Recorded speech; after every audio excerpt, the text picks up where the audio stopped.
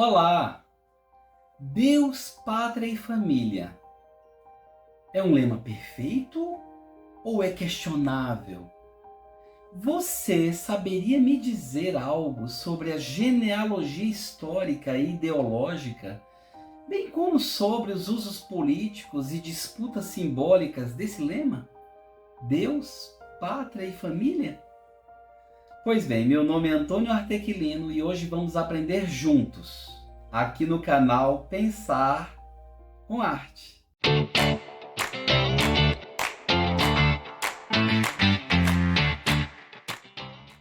O lema Deus, Pátria e Família não é uma fórmula neutra, nem um simples enunciado de valores morais.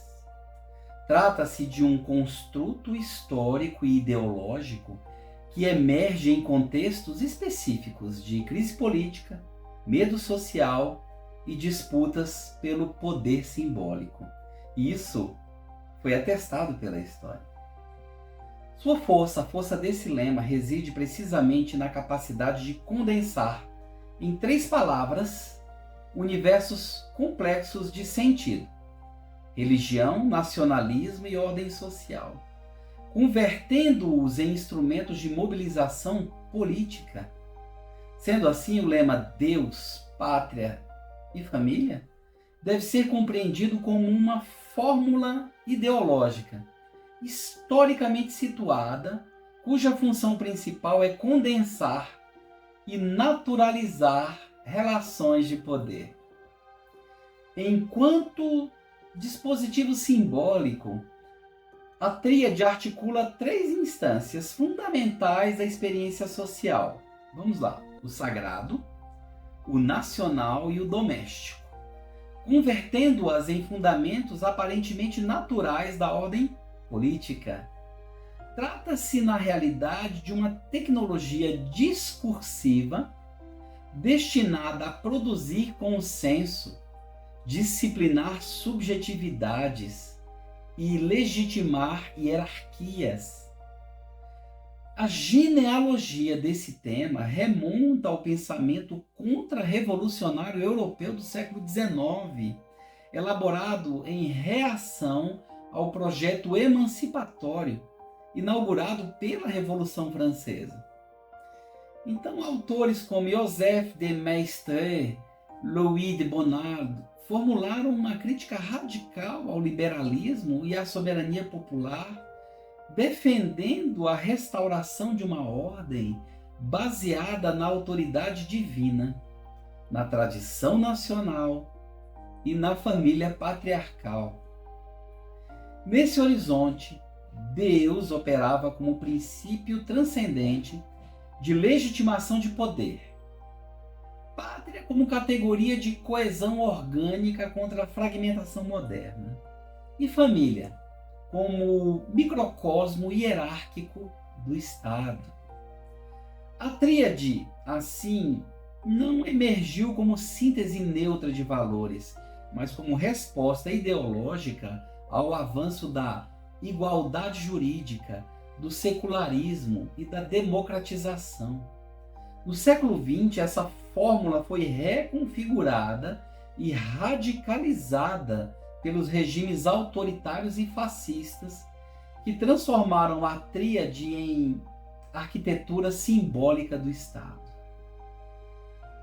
Vamos exemplificar. Na Itália de Mussolini, na Espanha franquista e no Estado Novo de Salazar, em Portugal, religião, nacionalismo e moral familiar foram convertidos em pilares de uma ordem política antidemocrática.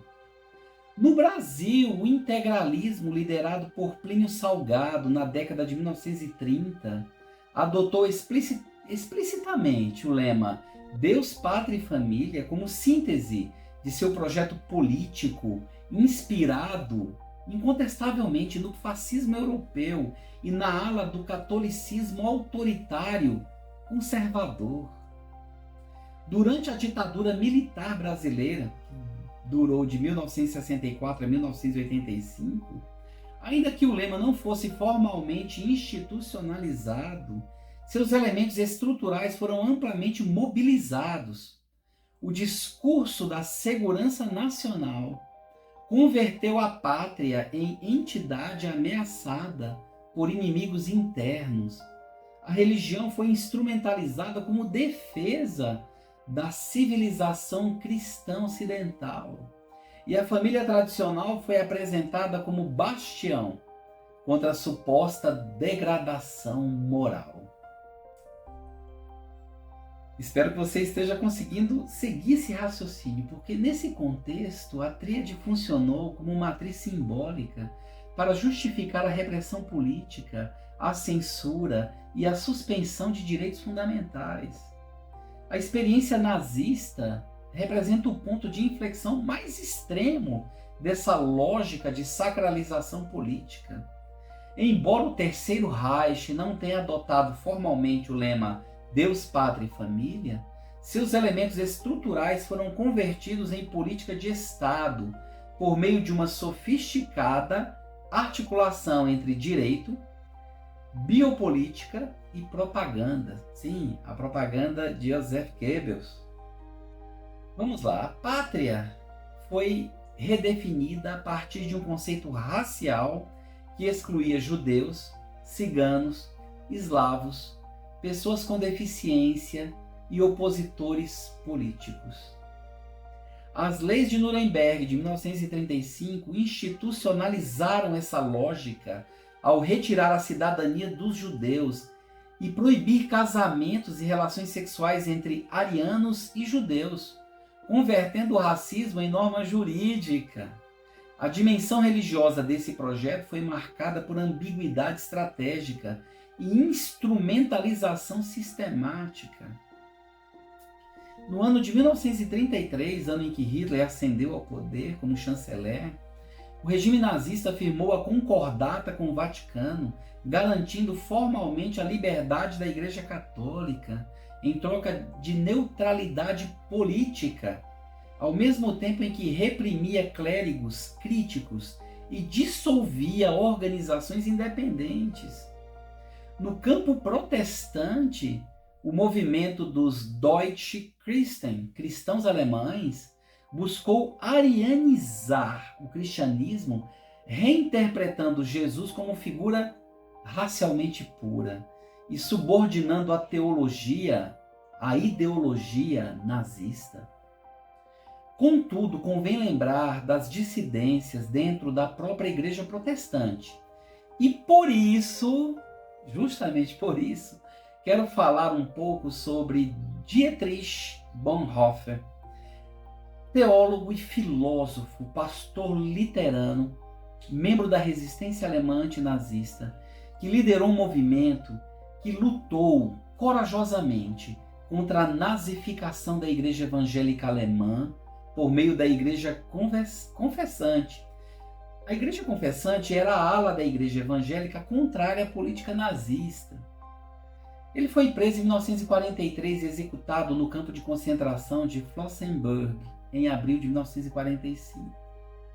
Certa vez, preste atenção, Bonhoeffer afirmou o seguinte: o silêncio diante do mal é o próprio mal. Deus não nos considerará inocentes. Não falar é falar. Não agir é agir. Confesso que antes de gravar este vídeo, recebi de um amigo o conselho para não criticar o lema Deus, Pátria, Família, porque muitos o defendem cegamente, sem ao menos saber os motivos pelos quais o lema pode ser problematizado. E quero problematizá-lo não tendo filiação partidária nenhuma. Aí daí pensei nas palavras de Dietrich Bonhoeffer: não falar é falar covardemente por meio da omissão. E não agir é agir por meio de uma paralisia caracterizada pela negligência, apatia, medo, fraqueza, irresponsabilidade, inconsequência, egoísmo e total indignidade. Portanto, resolvi falar e agir neste vídeo. Porém, respeito amplamente todas as pessoas que discordarem dos meus argumentos, pois a divergência é uma marca da democracia e alicerça a pluralidade de pensamentos, ideias e concepções de mundo. Então, sob uma perspectiva teórica, o lema Deus, Pátria e Família pode ser interpretado como um dispositivo ideológico que opera simultaneamente em 3 níveis, como já disse: nível simbólico, nível jurídico e biopolítico. E aí, à luz das teorias formuladas por Michel Foucault, esse lema constitui uma tecnologia de poder que regula corpos, afetos e até mesmo identidades. Se recorrermos às ideias de Theodor Adorno, poderemos dizer, inclusive, que essa tríade revela a racionalidade instrumental que converte valores culturais em mecanismos de pura dominação. Pois ao invocar o sagrado, o nacional e o familiar, o lema produz a ilusão de uma ordem natural, ocultando o caráter histórico e contingente das relações de poder que o sustenta. Daí, meu amigo e minha amiga, na contemporaneidade, o ressurgimento desse lema em discursos políticos, isso recentemente no Brasil, revela a sua plasticidade e persistência como forma de mobilização ideológica em contextos de crise econômica, insegurança social e polarização política. Preste atenção, Deus, Pátria e Família é reativado como resposta identitária ao pluralismo cultural, aos avanços dos direitos civis e à ampliação da esfera democrática. A tríade passa a funcionar como fronteira simbólica entre nós e eles, definindo quem pertence à comunidade política legítima e quem é convertido em ameaça moral ou cultural. E é justamente nesse sentido que o lema deixa de ser mera afirmação de valores e se transforma em instrumento de exclusão e adestramento, disciplinamento. Do ponto de vista crítico, o problema não reside nos conceitos em si, mas na sua apropriação política como dispositivo de naturalização da desigualdade, silenciamento da diversidade e legitimação da violência simbólica e também material.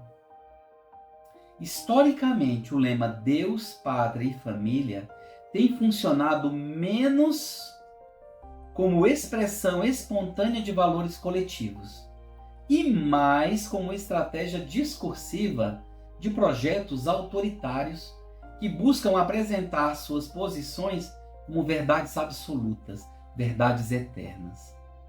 Ao deslocar o debate político do campo da argumentação racional para o terreno da moral sacralizada, o lema bloqueia o dissenso democrático e transforma a política em uma guerra moral. Enfim, compreender de forma crítica esse lema não significa negar a importância da religião. Pelo amor de Deus, não é isso.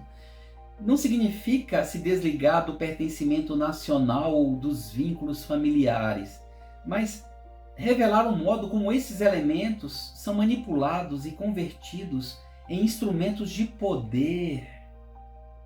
A crítica desse dispositivo discursivo e simbólico constitui, assim, uma tarefa intelectual e política fundamental para a defesa de uma ordem democrática fundada na pluralidade, na historicidade e na recusa de qualquer sacralização do poder. Por favor, pense nisso com seriedade. Não se deixe manipular. Na realidade, devemos tomar muito cuidado com formulações de cunho político e ideológico que promovem a alienação, o engodo e o fanatismo, na medida em que escondem sua verdadeira finalidade. Por exemplo, vamos dar um exemplo prático. O slogan central da Alemanha nazista, que sintetizava a ideologia de Hitler, era Ein Volk, ein Reich, ein Führer. Um povo, um império, um líder. Esse lema refletia as prioridades de Hitler expostas no seu livro Mein Kampf, Minha Luta. A unificação racial do povo alemão, Volk, a expansão territorial e estatal, Reich, e a obediência cega à liderança do Führer, do líder. Então, depois de tudo o que eu disse, você já compreendeu que regimes autoritários, totalitários ou movimentos extremistas utilizam lemas curtos, que são slogans, como ferramentas de controle social. Saiba também que o objetivo dessas formulações consiste em anular o pensamento crítico, criar um inimigo comum, exigir obediência cega e mascarar a realidade com um otimismo artificial, forçado. Vamos então analisar bem rapidamente, outros exemplos de formulações históricas e teóricas que operam nessa mesma lógica de alienação, engodo e fanatismo. Vamos lá, vamos para o primeiro lema de exemplo. Crer, obedecer, combater. Credere, obedire, combatere. O lema é italiano. A origem era do fascismo italiano de Benito Mussolini. A lógica do fanatismo. Este lema, na realidade, é a síntese da anulação do indivíduo. Crer exige fé cega no dogma do partido, sem questionamentos lógicos e racionais. Obedecer elimina a autonomia e a discordância. E combater transforma a existência em uma guerra permanente, perene, contra inimigos reais ou imaginários. Vamos ao segundo lema. Você conhece bem esse lema. Brasil. Ame ou deixe. A origem é da ditadura militar brasileira, isso nos anos 70, ainda durante o governo Médici.